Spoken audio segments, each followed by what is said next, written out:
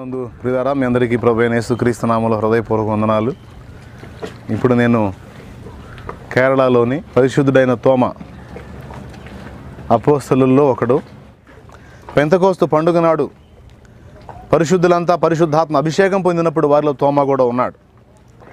తర్వాత పరిచర్య